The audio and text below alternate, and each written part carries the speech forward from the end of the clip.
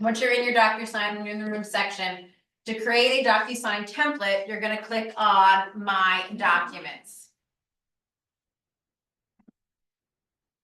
Once you're on My Documents, it shows the different packets that the office has. Don't really need those if you start your DocuSign room properly. But if you scroll down, it says My Forms. Now, over here, it says Forms and Templates. You're gonna click on Template and you're gonna hit Apply Template. I was teaching this the other day, so that's why there's several in here. Gonna actually delete a few of these real quick. Should have done that because I'm teaching this class several times this month. So. All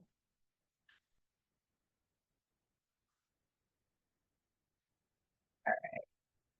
I just want to show you what it looks like from the very beginning. Come on, delete. All right. All right, so here it says I don't have any templates, so this is what you guys are normally gonna see. You can click here to create your very first template. If not, you're gonna go over to the right where it says New Template. So for now, I'm just gonna click on the blue box. This top one will always say DocuSign Form Library. The bottom one will be the library that you're gonna choose to pull the document you're looking for.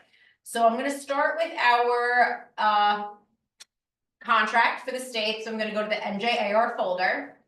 Then in the form finder, I'm just gonna type 118 because that's the contract number. I'm gonna click on it and hit use. What it's gonna do is open up the contract for me.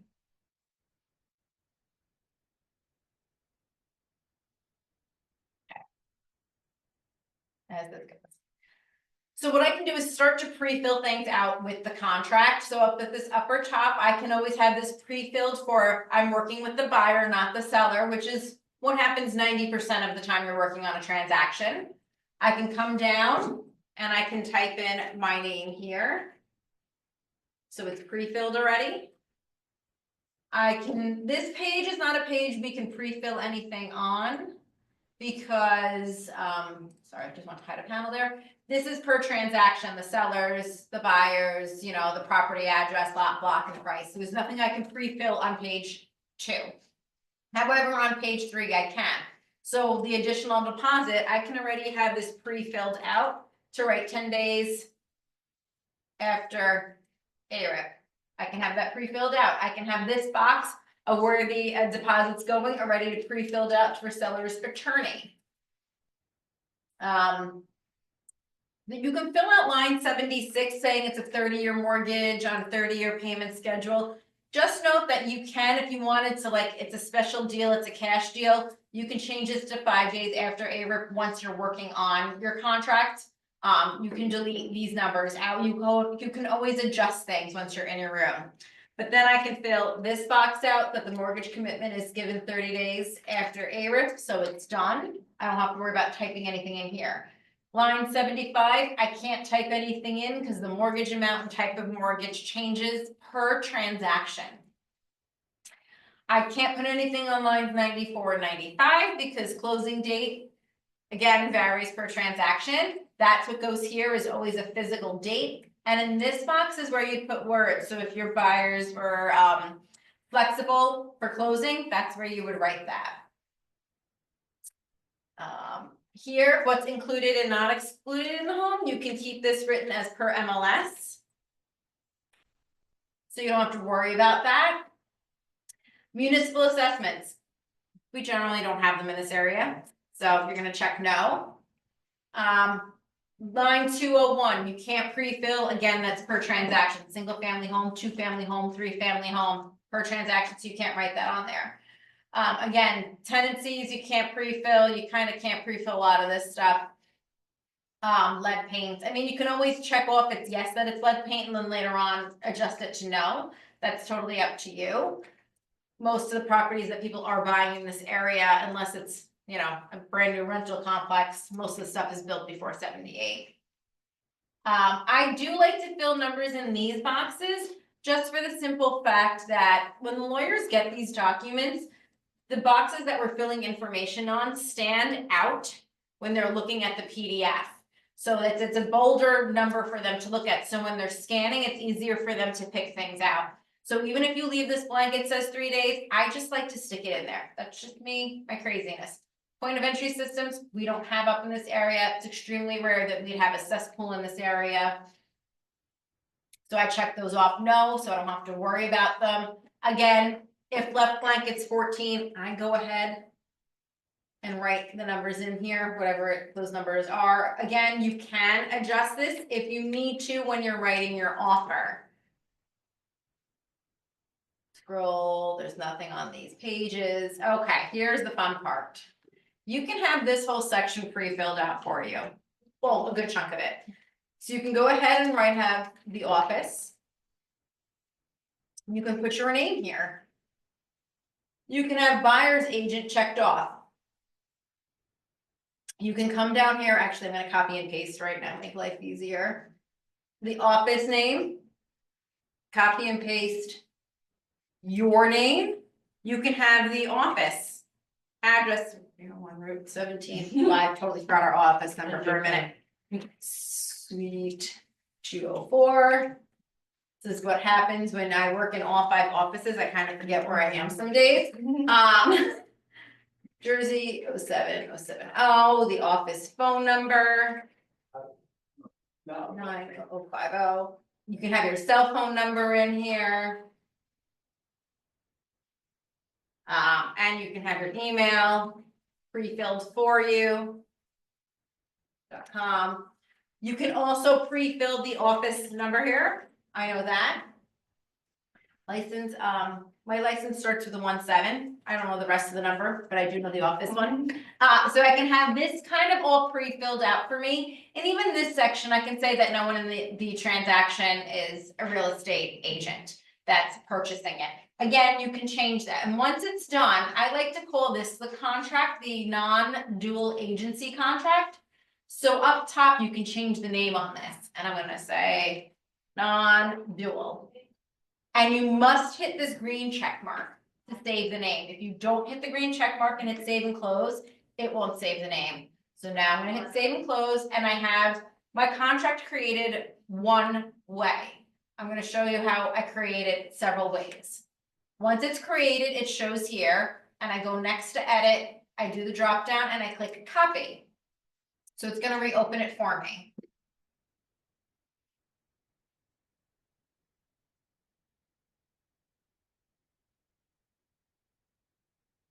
So now I'm gonna call this actually dual off. What did I just do? Hit some random things there. I'm gonna call this dual office. And I'm gonna make sure I have the green check mark. And now when I come down, I'm gonna change this from buyer, not the seller, to both the buyer and the seller. So if I'm purchasing, my client's purchasing something from somebody in this office, that's checked off. I don't need to do anything here because I copied the last. Everything basically will stay the same, and then what happens is when I go to the bottom of the document, whoops, I went too far. I can now choose dual disclosed, make sure I have seller's agent marked. I can copy the office name, put it here. I can put it here, and then I can just copy again all the office information at least and toss it over here. I think I put a space and it'll yell at me. I can copy the office ID number, the office phone number. So now when I'm on dual agent with somebody in the office, I have this chunk filled out. So when I finish filling out the details page with the agent's name, and I just need to put their ID number and obviously commission, and I can hit save and close. Then I would copy it a third time and call it dual agent, so it's strictly to me, and then I would go down to the bottom and just add my information into those bottom boxes. I am gonna open up rooms in a new tab really fast. I'm just getting paper towels. It's fine. I am. Sorry, how to do it. Sorry, I'm making noise. I'm going to a room really fast.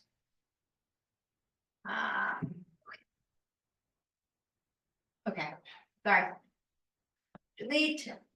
I want to put the offer back in. If you do not do things properly and come in here to create your contract, When I go and type the number here and click on it, it'll show a drop down of the different ones I did. But we're gonna pretend that things were done properly and that I started in command and started the room. So it's already here. So here's our contract. If I were to right click on this, it says apply form template. So when I click on it and I hit non-dual, it's gonna take all those changes I made and apply it to this contract. So when I open it up,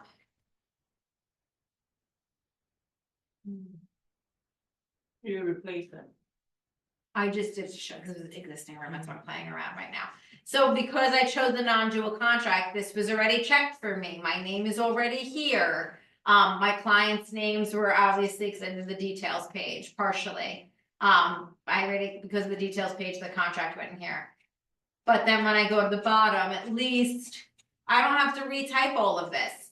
The only thing I have to do now is, because I had the listing agent's information on the details page, I just gotta go get their office ID number, their ID number, whatever the commission was, and then make sure their information is put in this box. It actually pre-filled the form out for me, which makes it nice. I suggest when you have the next offer, create your, opportunity, create the room, but go to your documents and create the template, then go back to the room and just apply it, because you have to write the contract anyway. Might as well get that first template created. This isn't the only document that I do when it comes to templates.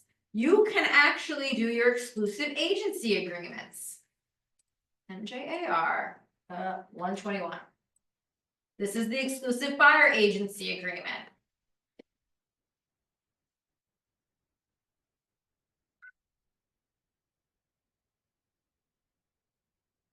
Okay, so on the exclusive buyer agency agreement, I can have this pre-filled with the office information. I can have it pre-filled with my name. I will not pre-fill this box. This is the location. I know a lot of people leave it blank for all of New Jersey, but please remember that when you put these dates in right here, that let's just say you did it for 6 months and your buyers bought a property within 3 months. Now they want to buy a summer home down the shore. They're technically still locked into you for a commission because you left it blank and covered all of New Jersey. So be very mindful if your clients are really only looking up here between Lake Bergen, Passaic, Hudson, if you know they're in specific counties, to put the counties in here, because here's the reality. Do you really want to go to Cape May to go look for a property? That's 3 hours in each direction. That's 6 hours in a day in the car. Not happening. You're better off just finding an agent down there for them and getting a referral fee. So anyway, back to this. You always want to choose buyer's agent and dual disclosed. Don't just choose buyer's agents, because the reality is you do not know what property that you're going to show. Dual disclosed also works for just showing a property. It has nothing to do with you and your own personal listing. You don't know if you're going to show somebody else's home, because when you're having a consultation with somebody, they're just giving you their specs on what they're looking for. So you don't know where you're going to end up, or where someone, today there might not be any homes in that town that an agent in ours has, but a month later there could be. So you can have this pre-checked. You can have this box filled out for, let's say, 2.5%.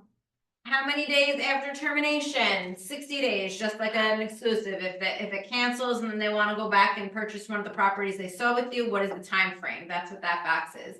Whatever number you want to put in there is fine. I'm just giving examples. You can have this box checked off.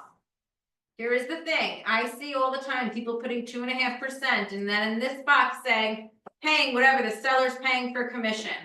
If you actually read the lines below it, it actually says cannot provide that the broker's commission will be whatever amount the seller or listing broker is offering. It literally tells you cannot write that.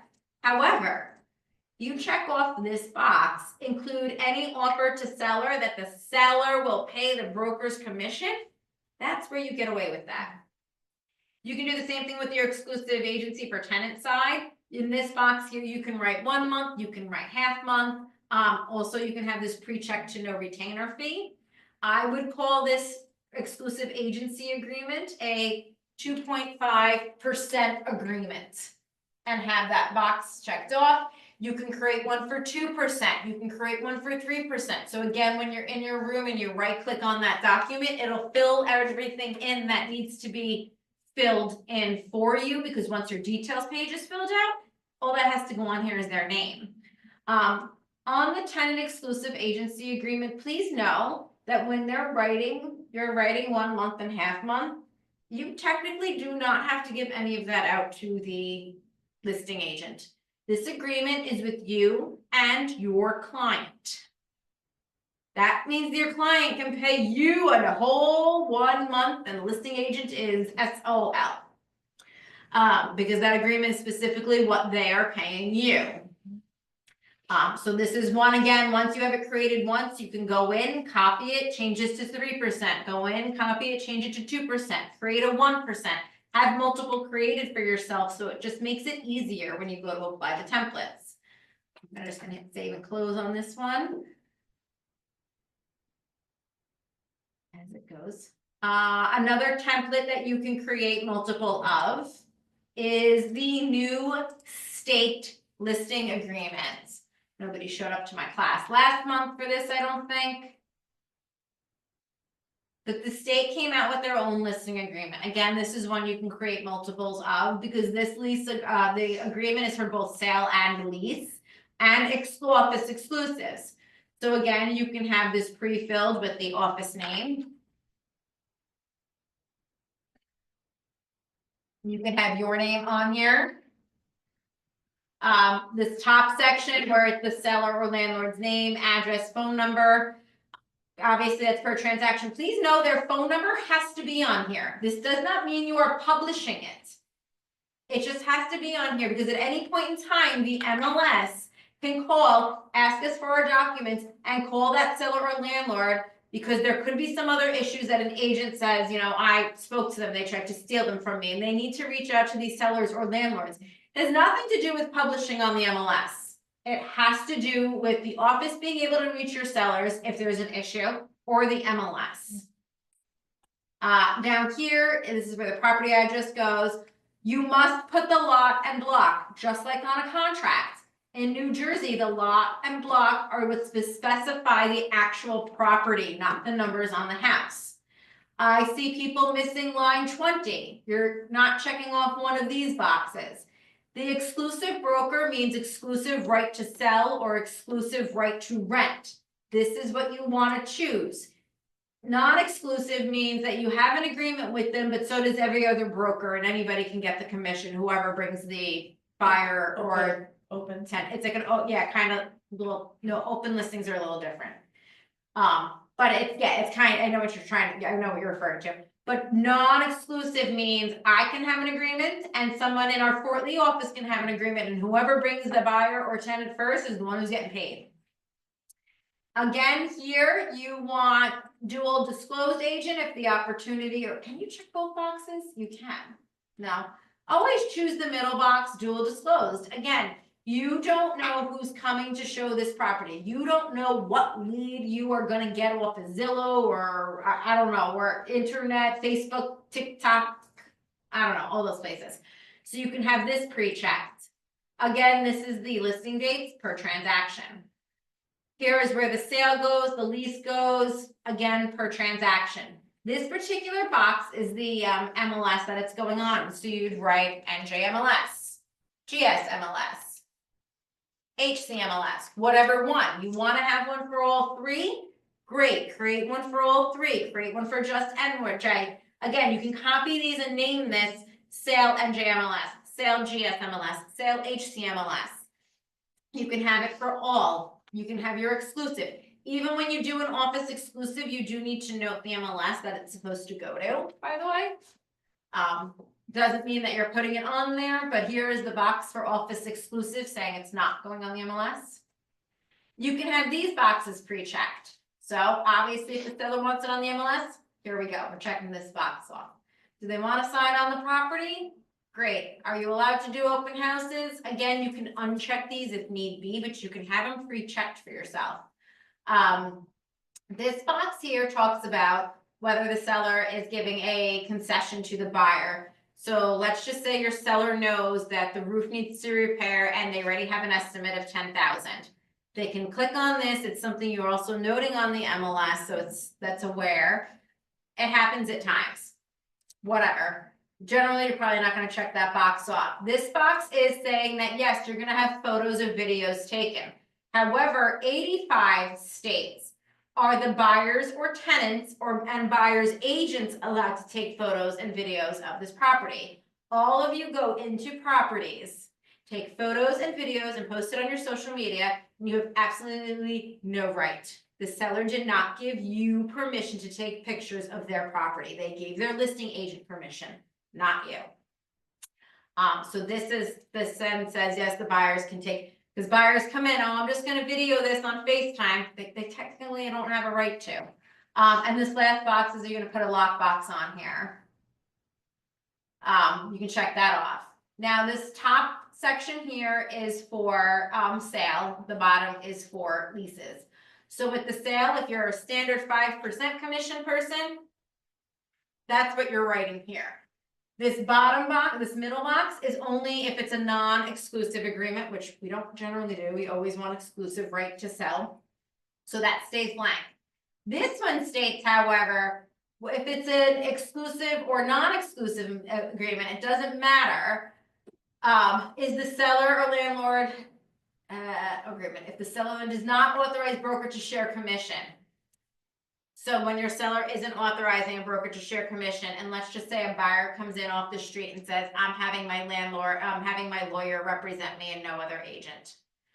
How much are they going to pay you? Are they still paying you 5%, or are you going to reduce your commission? So if I was looking and I said, hey guys, I'm a buyer, I'm purchasing this property, I'm not using an agent, I'm just using a lawyer. Is the seller still gonna give you 5% for making this deal, or are you gonna reduce it for them and say, let's just say you give it to them for 3%? And that's the commission you'll take. It's up to you. And also, if it is dual disclosed, please make sure you write 5%, 4% if, and make sure it is your name. So if you do represent the buyer, your name is there. You can't, if you write, I'll do 5%, 4% if Keller Williams sells, that goes for everybody in the office and you automatically reduce your commission to 2%. So be careful what you do there.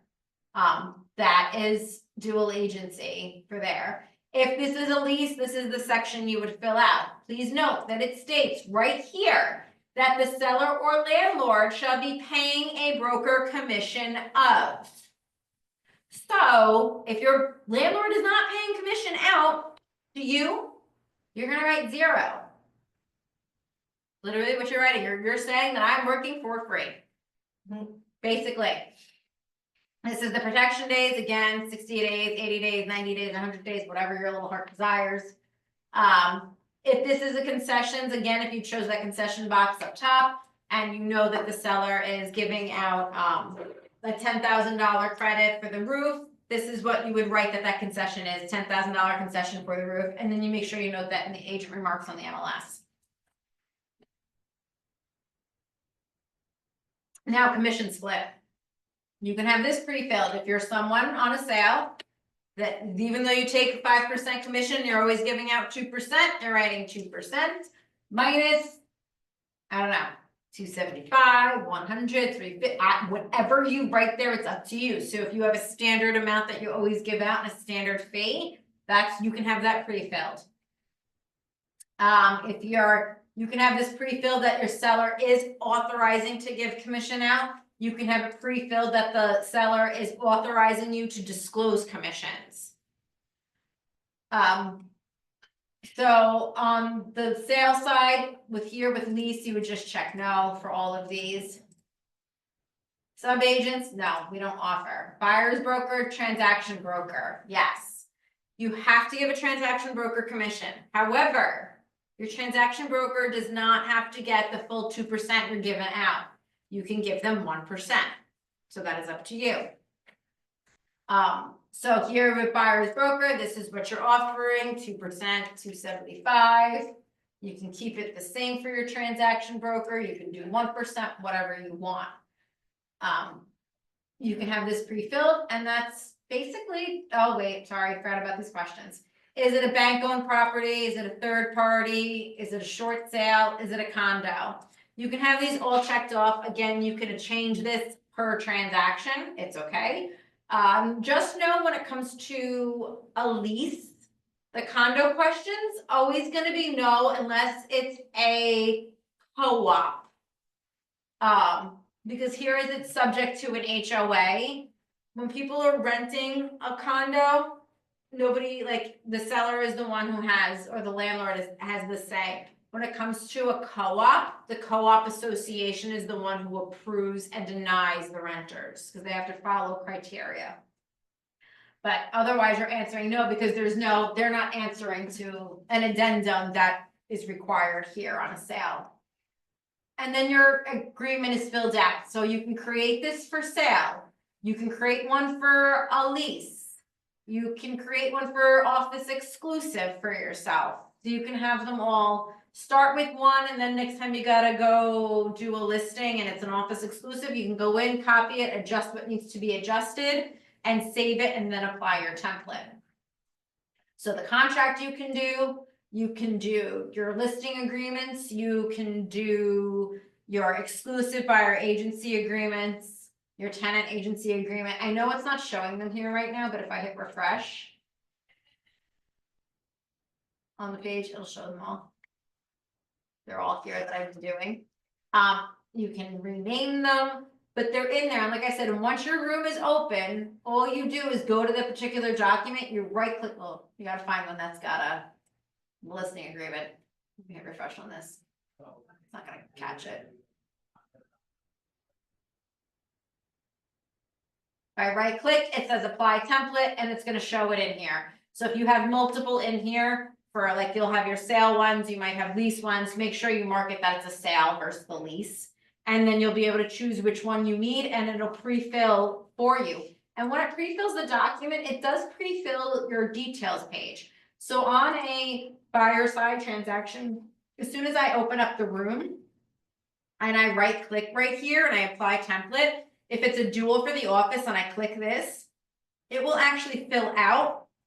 I didn't just now, but on the listing agent side, it would actually fill out most of this information that was on, it would fill out like the office name, the office address would get filled out. The only thing I would have to manually enter at that point would be the agent's name and phone number, because I already had it on the document.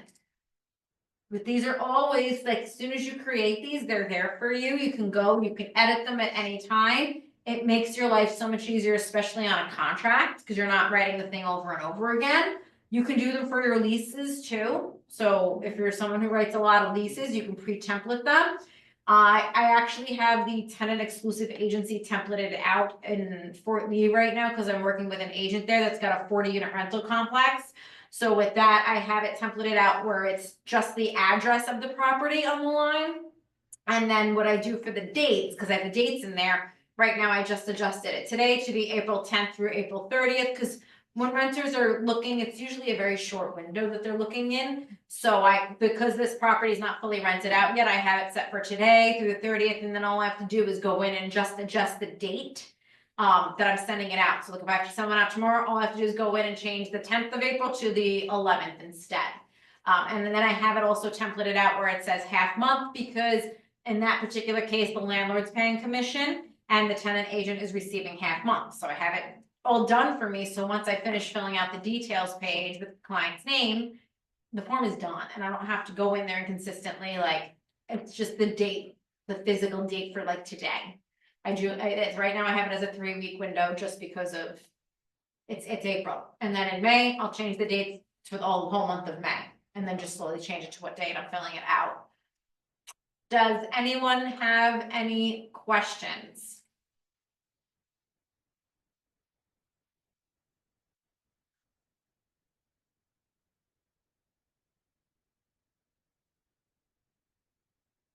Nobody in Zoom has questions?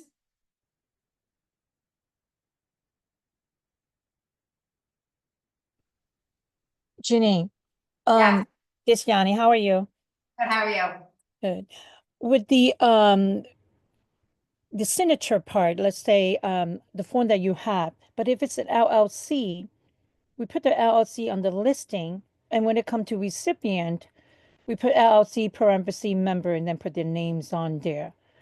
Is that the correct way to do it? Yeah. But In the details page, you can have the LLC or put like a slash and then their name next to it. slash or a name to it. How about on the listing itself? You don't need listing or lease or any document that regarding about listing. Just the LLC itself, right? The member name doesn't need to be show up in there. No, just if it's the name of the property is under an LLC, then the property, like the client's name would be that. But when it comes to them physically signing it in the envelope, once you're in the envelope, I would take the LLC out and enter their real name. Because an LLC is not a person and cannot sign a document. So on the recipient, you're talking about recipient signature section. Yes, in the signature itself. So like if I were to, I'm just gonna take the dual agency form and just put it in for signature. That's fine. You don't have to put the LLC name on there and then put member. So you just put No, whoever their member actual name on there is Right. enough. so in this box, let's just say it wasn't my name, it was like your KW Leverage LLC. Imagine if it said that here, then I would just delete that out and write the member's actual name and then hit next to send it. So it's their physical name signing a document. People do not understand an LLC cannot sign a document. It is not a person. Correct. When they go to close or sign any other documents, they're not signing 123 Main Street LLC. They're signing their physical name, and agents do not seem to understand this. Okay. I've gotten yelled at by lawyers saying this contract is not valid because it's signed as whatever LLC. It needs to be fixed and it needs to be the member's name. Okay. So just the physical name is enough. Don't Yeah. need to repeat the LLC's Yeah. name there. Yeah, because if you have the formation docs, that's all you need. Yes, they You have can always the. ask for a copy of the formation docs and then to keep in your file. Does that imply also INC as well? All businesses. Does Okay. not matter, all businesses. Got it. Thank you. You're welcome. Does anybody have any questions on how to create templates, how to use them? So the EBA, we need to fill out all the other in the beginning. So EBA, here's the thing, when you guys are out meeting your buyers, you really guys need to get these, the EBAs signed before you go into a door with the property. It's a $2,500 fine if the state catches you. And that fine is on you, not the office. I see. So your EBA, you can have it pre-filled with your name, take them with you, like go open up a dummy room for buyers, put the CIS in there, the AFBA, the wire, the dual, have it pre-filled, even if you want it pre-filled without the percent at the meantime, but at least have your office name. You can have your signature on there already on those documents, so you have it, and then just make photocopies of it and keep them with you, so when you're meeting your buyers, you can have them, and then all you're writing in at that point is the client's name, the dates, the commission percent, and then they initial and sign. So there's very little to write at that point, but you can have them pre-filled. I mean, it's the smartest thing to do. Pre-fill a bunch, staple them together, so you have packets, you know, all stapled together with the CIS and everything, and then keep them in a folder. Just to help you keep yourself organized. And then, like I said, you can have them. And if they want to sign it, you know, electronically, and they're okay with that, obviously you let Ellie know. And then she'd go in, and if she has a template already set up for whatever commission amount that you guys have agreed upon, she can hit that commission amount and then send it out electronically instead. But at least you have them kind of ready to go for you. Yes.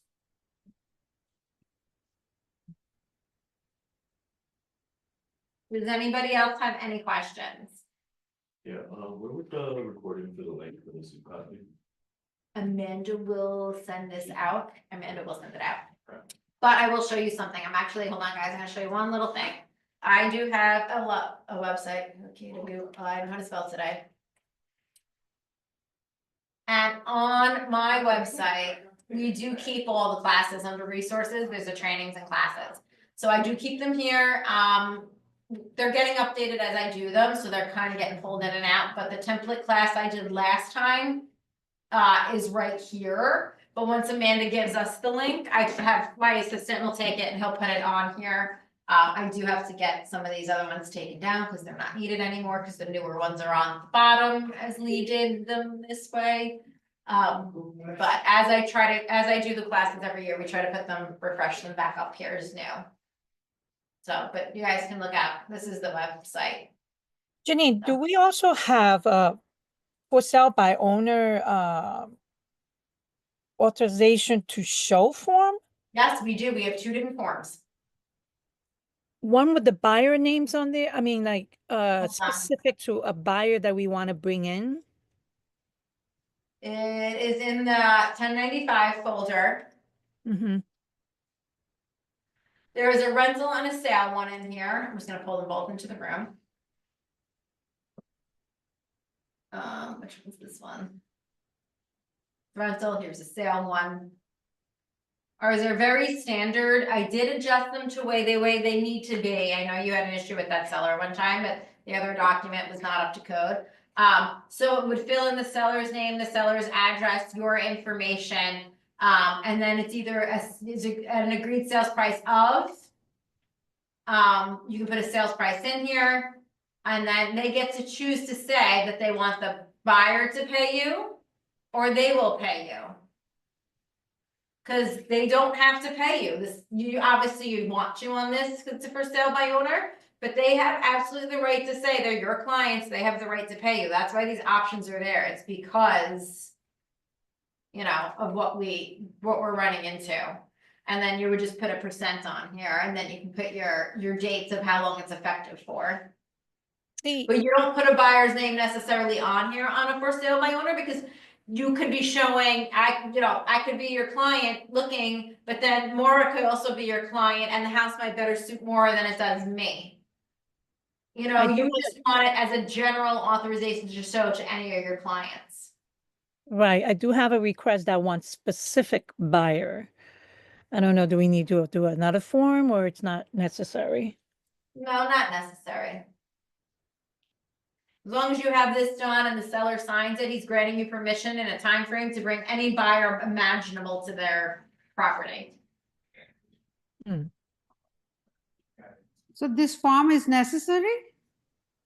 Only if you have a for sale by owner. Oh, okay, thank you. You're welcome.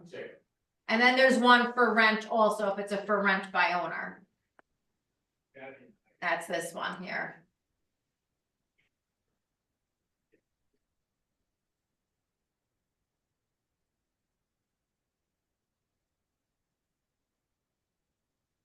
Come on, DocuSign.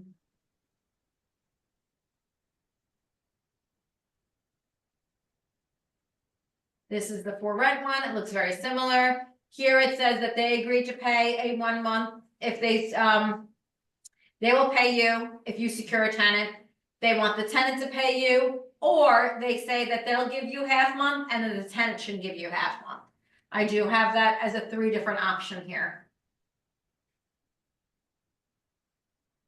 Because this is really just the rental price. You can write TBD in here for a price or add or any price that we may accept. And then they're choosing whether they'll pay the full commission. They want the tenant to pay the full commission, or if, like I said, they'll split it in half with the tenant. That's the rent one.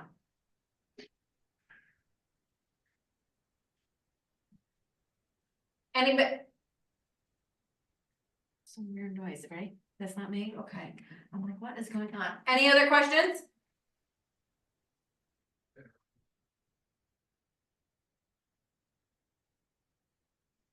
Nope. Thank you. Okay, thank you Good. guys. Thank Hopefully I'll you. see people in the office next month for my class.